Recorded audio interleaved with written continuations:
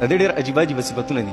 دا په مرغو کې ناشنا مرغۍ ده، دا مرغۍ نه ده، یاد ساتئ. دا یو ځناور دی، الوتونکی ځناور دی، مرغۍ نه ده. ګورې دا ښه، دا ځناور دی، الوتونکی ځناور دی.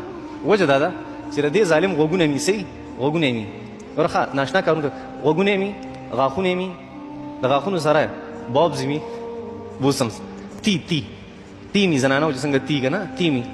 او د دې سره سره عجیبه خبره دا ده چې په دې باندې هغه مرض هم راځي کوم چې په زنانو باندې راځي، مینسس، هیز، ماهواري، هغه بیماري په چا راځي؟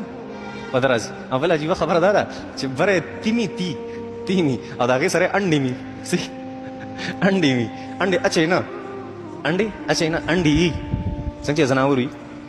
بل یو عجیبه خبره امام دمیری رحمت الله علیه، امام دمیری الشافعي رحمت الله علیه خپل کتاب حیات الحیوان کې یو خبره ذکر کړې وې، دې داسې خاندي لکه څنګه چې انسان خاندي. دا خاطرک داسې خندا کوي که نه لکه څنګه چې انسان خندا کوي. او دې عجیبه شی دی که نه، بچي دې ځان سره په هوا ګرځوي او په روانه په هوا کې بچو له تیم ورکوي، پی وله ورکوي. او عجیبه خبره دا ده سامان جنګي هم په هوا کوي، سامان جنګي په هوا کوي.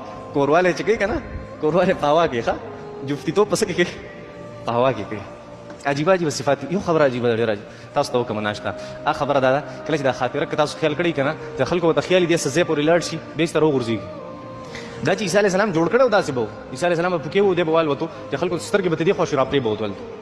دا ولې داسې کېږي؟ په مرغو کې دا عجیبه مرغۍ ده، لږه لاړه شي بیا را پرېوځي. وجه دا ده دا د دې لپاره چې د الله په تخلیق کې او د بنده په تخلیق کې لږ فرق راشي، چې د الله مخلوق چې دی هغه همیشه پاروزي او د هغه چونکې ایجاد د چا و د عیسی علیه السلام د الله جل شانو په حکم سره د الله جل شانو پکې فرق سره واضح کړو چې د بنده چې کوم تخلیق که نه هغه ناقص دی. څه دی؟ ناقص. هغه کوم چې د الله تخلیقات دي هغه څه دي؟ مکمل.